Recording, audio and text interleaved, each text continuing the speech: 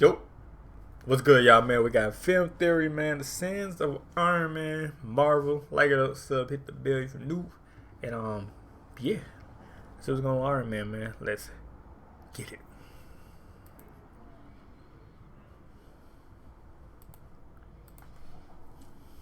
Tony Stark should be in jail. Yep, you heard me. I am totally serious. When you go back and watch all the movies in the Marvel Cinematic Universe, Tony Stark breaks law after law after law just by being Iron Man. Don't believe me? Well, I'm about to prove it to you. Yeah, what? Question mark? Ha.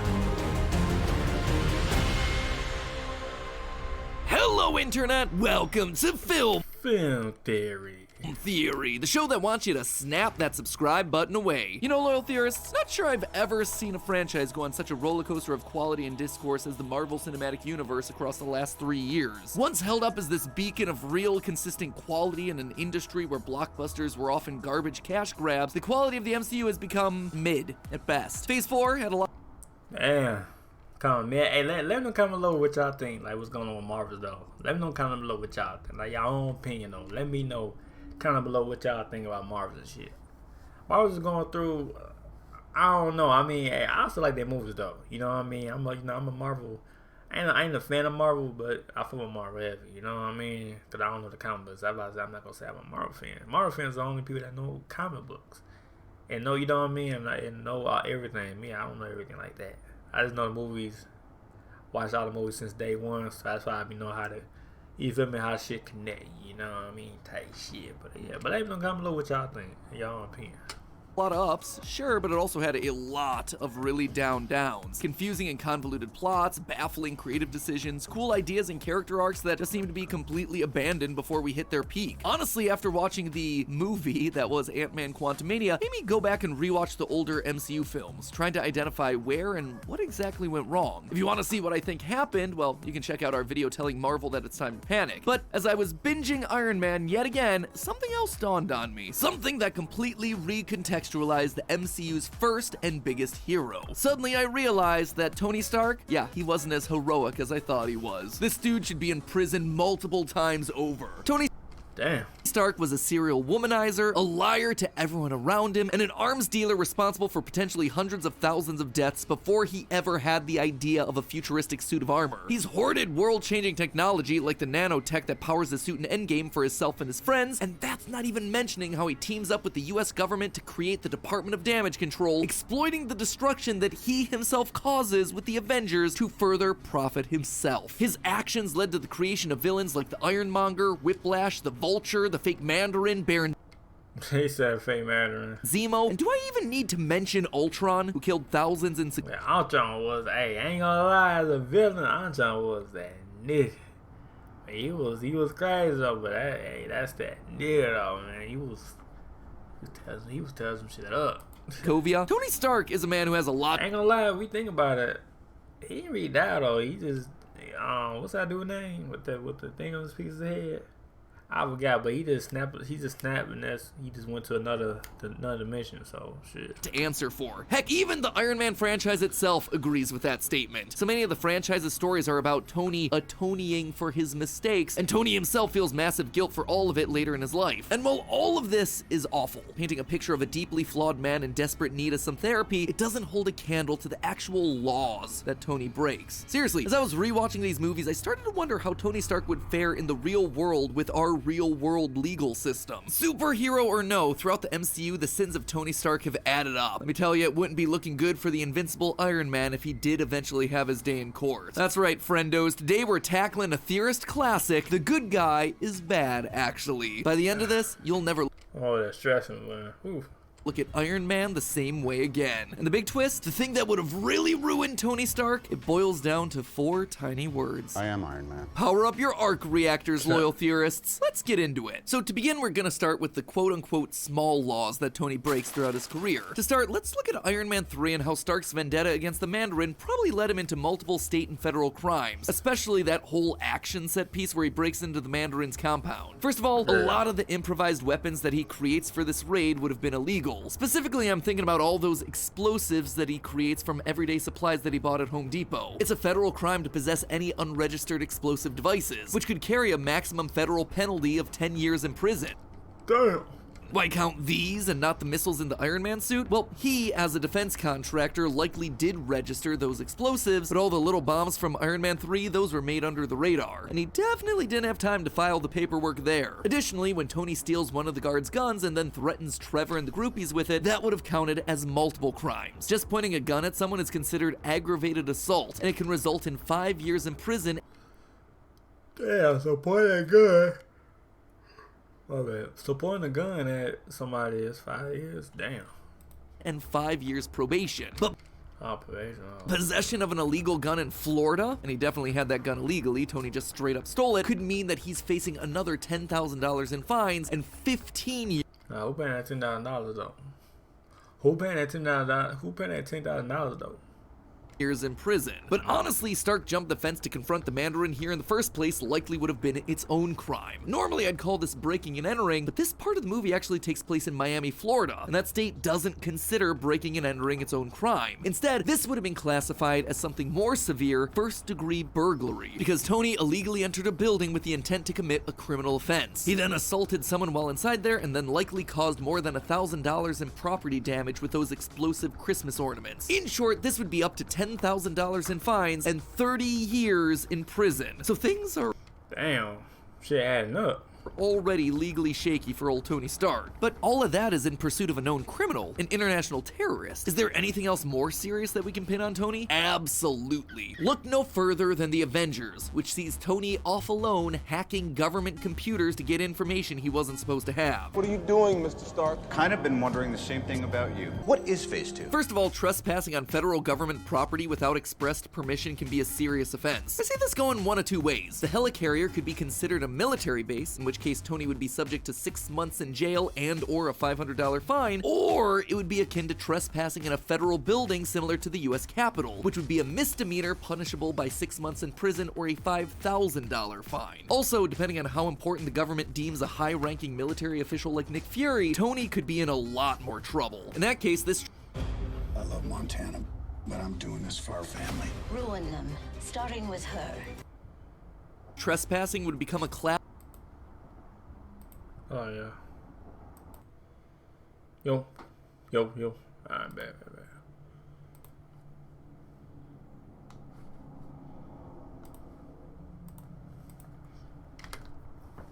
Oh shit. That's Eve. Class E felony, and he'd be behind bars for up to 5 years and owe a $250,000 fine.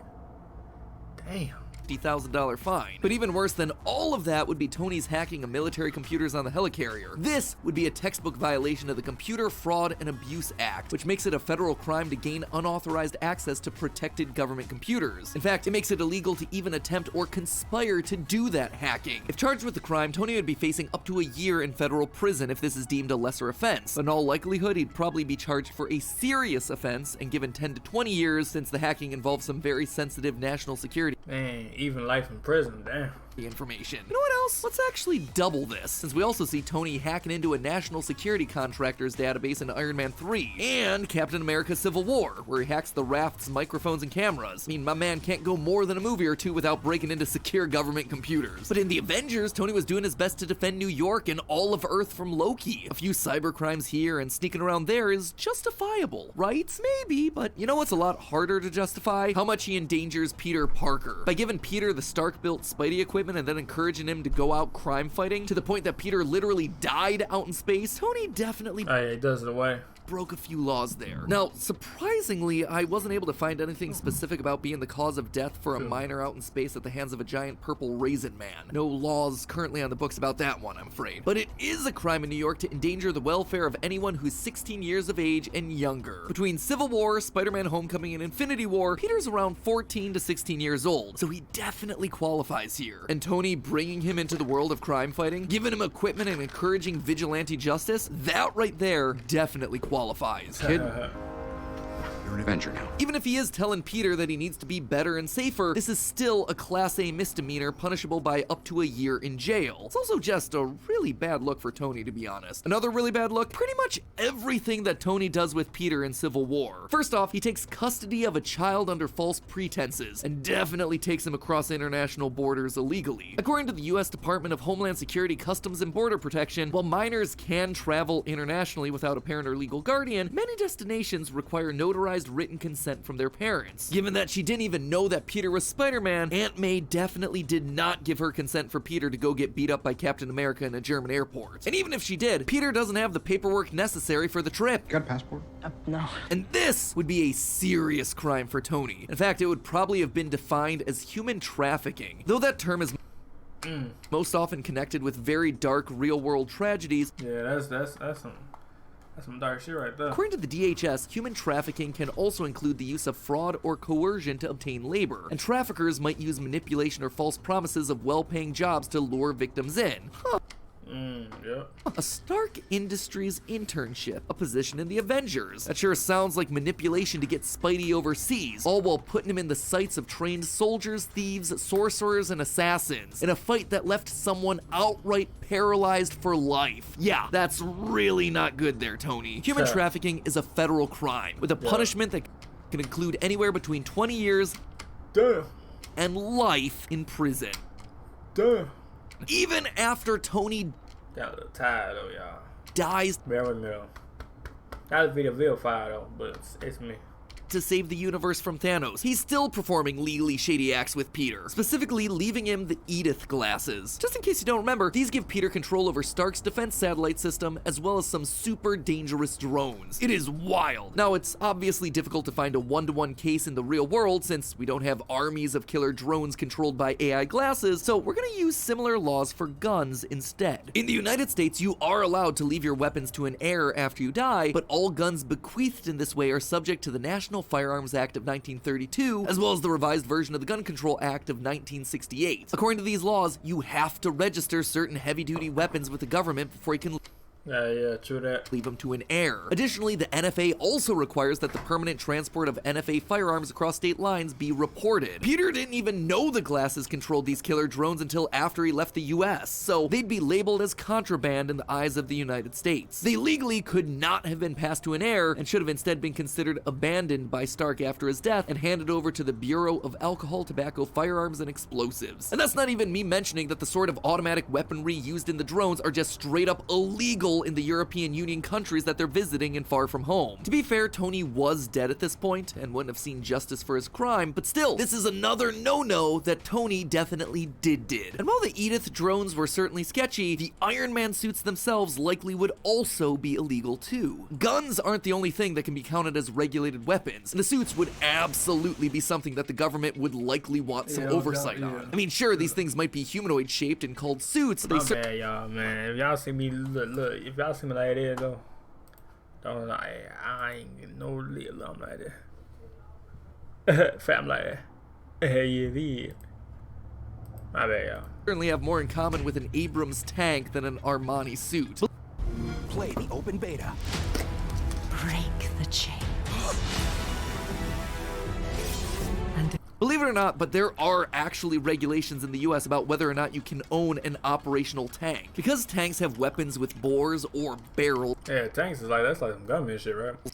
that are wider than 3/4 of an inch, the National Firearms Act classifies them as destructive weapons. Though Tony's suits mostly use repulsor or energy weapons, which, side note, we should probably do a theory about that at some point, right? Like, what are repulsors? Are they real? And if they are they legal? Either way, repulsor weapons would absolutely fit that same destructive weapon Yeah, that's right there.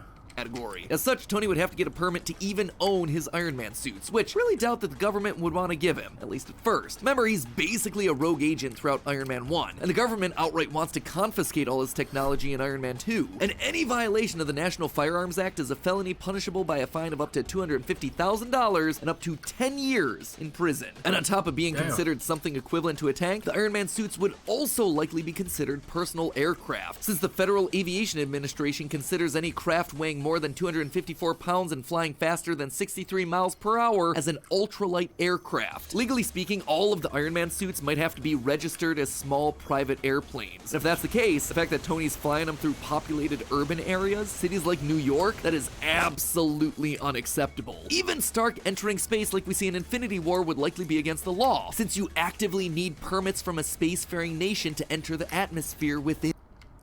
Well, you need a permit to be in space?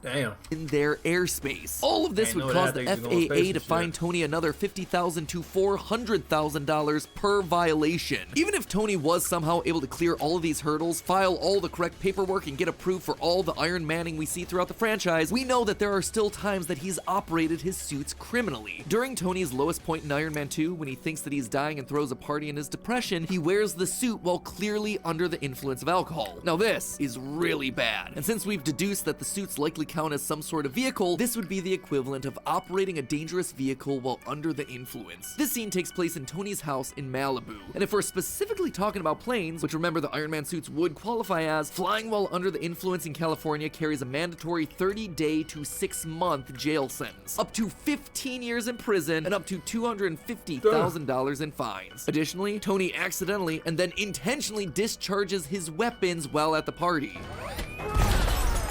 Did you see how close he came to hitting those innocent people just there to have a good time? This would absolutely count as negligent discharge of a firearm, and could either be counted as a misdemeanor or a felony. It also carries a sentence of up to 3 years in jail. So that's a massive laundry list of crimes that Tony's committed over the years under the guise of helping people. Just from my count here, he'd be facing upwards of 174 years in prison, and fines in excess of $1,171,000. And that's just from the few things that I brought up here that we see in the movie. Now the money, yeah, we all recognize that that doesn't matter. He's a billionaire. It's a drop in the bucket for him. As for Yeah. Okay. whether or not he'd actually spend that time in prison, well, he probably should, but the American legal system can be an imperfect place, especially when you're talking about high-profile wealthy individuals. So, is that it? After everything that we've listed out here today, between assault, hacking, endangering a minor, operating the legal equivalent of a flying tank while under the influence, would all of this just be a mild inconvenience for Tony Stark? A legal bump in the road that he can make go away by paying his fines and winning a jury to his side? No, loyal theorists. Tony makes one final massive mistake that would have ruined his life, or at least destroyed his career as Iron Man, and it's right here. Truth is, I am Iron Man. This iconic moment that basically started the biggest I am Iron Man. movie franchise in history would have absolutely stopped Tony Stark in his tracks. Why? Because the government would now know that he is in fact Iron Man. See, some of the laws that Tony breaks throughout his run in the MCU have other punishments beyond just fines and jail time. For example, any violation of the National Firearms Act means that the weapon involved is forfeit and can be confiscated by the government. So just owning one of these operational Iron Man suits without a permit from the US government would likely mean that the government could take the suits and Tony would have no legal recourse. Damn. But the craziest thing? They wouldn't actually need any hard evidence that Tony had broken any laws. Civil forfeiture is a process where law enforcement can seize the assets of a person suspected of a crime without actually charging them. And if Tony were to successfully fight that in court and get his armor back, well then the government could play an Uno reverse card and use eminent domain, which allows them to pay Stark what they consider to be a fair amount for the armor and still take it without his consent. And if you think they wouldn't do this, it's not like Tony's in good graces of the US federal government for a lot of his run as hero. We actually see the US government acting on at least one of these inside the movies. In Iron Man 2, the Senate is holding hearings about whether or not Stark should hand over the Iron Man weapon for the good of the US. My priority is to get the Iron Man weapon turned over to the people of the United States of America. Well, you can forget it. And as soon You forget it. as Tony starts acting irresponsible in public, Rhodey takes one of the suits on behalf of the US military, probably using exactly one of these laws. None of this would have been possible if the government had no proof, no leads that Tony Stark was Iron Man. And what did Tony do?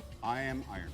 He confessed not only to owning the equivalent of a flying tank, bragging about it in front of Congress on international TV, but also to every crime committed while using the suits. Tony Stark, in his hubris, ruined himself with those 4 little iconic words, because if the government didn't know he was Iron Man, well, they couldn't charge him with any Iron Man crimes. Just looking at this laundry list, Tony's life is so comically over-the-top illegal that there has to be some explanation for how he isn't rotting behind bars. Maybe, just maybe all the favors that he makes for the government later on in the franchise, keeping keeping War Machine up to date, signing the Sokovia Accords, helping him found the Department of Damage Control. Maybe that's him performing some community service for the government to avoid jail time. But I suppose that's a theory for another day. And as always, my friends, remember, it's all just a theory. A film theory. Film theory. And cut. Anyway, man, it was like to my channel, man. Hit the bell if you're new. Let me know what y'all think, man. And a little tired though. Y'all see it, you know, I'm in the video. But fire video, man. On film theories, fire video. And yeah, let me know what y'all think. Let me know comment below. But like it or so, yeah, peace.